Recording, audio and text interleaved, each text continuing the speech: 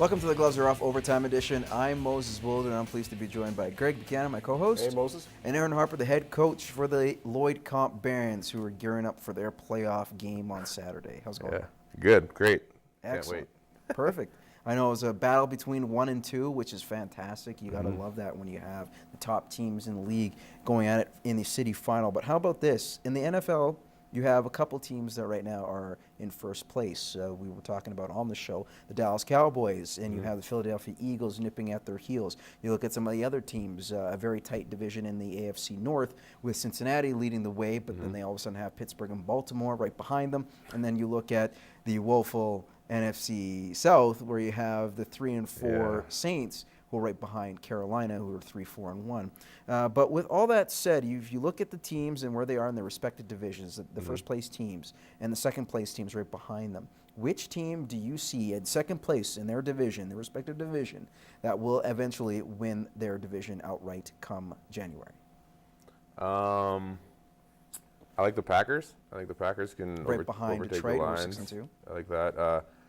You would think that San Francisco and Seattle can catch Arizona as well. So my number one would be the Packers to win that division, and then either San Francisco or Seattle to outlast or maybe outmuscle Arizona in the next few weeks. Yeah, and interesting things are happening in Seattle. Who knows what's going on behind the scenes? But I think Seattle, and I don't really want to count out the Ravens too. I think Baltimore, their defense usually wins a lot of games for them down the stretch. So I think. How about Joe Flacco in the first half of games? It just lights out. Yeah. If you just have him play the way he has in the first half, let the defense take care of the rest. They look like a dangerous team. Yeah, I think Baltimore is going to surprise a lot of people there in November and December when games mean a whole lot. Greg, I do want to get to this because you just mentioned it. You talk about the Seattle Seahawks, and I don't know if you call it turmoil or what's going on. Maybe from the external standpoint, because we don't know what's going on in the locker room, it looks like it's all over the place. But yet, if you talk to the players, you talk to Russell Wilson, you talk to Richard Sherman, you talk to some of the bigger guys on the team, they say there's nothing wrong. And of course, a lot of reports of a lot of people being disgruntled. You have Pete Carroll, who's not in talks with Marshawn Lynch, and Pete Carroll's like, look, there's nothing wrong between us, our relationship, or his relationship with the team after the whole Percy Harvin thing. Then you look at comments from an unnamed source that said within the team, that say, Russell Wilson wasn't black enough, and how do you take that? It was just one thing after another and all these reports, but yet they did come out with a big win on Sunday, and they are 3 and 3 and still have a chance in that division. Absolutely. So nothing is absolutely won after 6 games. That said, guys, do you feel that the Seattle Seahawks can overcome all this adversity, or there's more to it that we're just not hearing? To me, absolutely. They're the champs until someone beats them, and I think Pete Carroll's, if not the best coach in the NFL, he's one of the best. And his number one thing is motivating guys, and he'll somehow find a way to spin all this adversity into a positive. And I mean, Marshawn Lynch is a stud, and they'll give him the ball a whole bunch here coming up, and they'll be fine. Russell Wilson, I think, is a leader, and those sort of rumors don't affect him. So with the Percy Harvin thing, addition by subtraction is a lot of times a thing in football that, a guy that doesn't buy into the team philosophy and doesn't want to be part of something bigger than himself, you're much better off getting rid of him. I think we saw it in the first week he was gone. Yeah, and you deal with a football team on a daily basis, and there's so many different personalities to deal with, and so many different cliques, and guys gravitate to this player, guys don't gravitate to that player.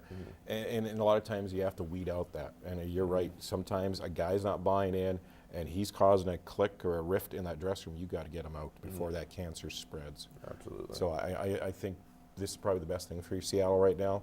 A little short-term pain for long-term gain. Yeah, Percy Harvin's a phenomenal football player, but you're probably better off without him if he's going to be a cancer.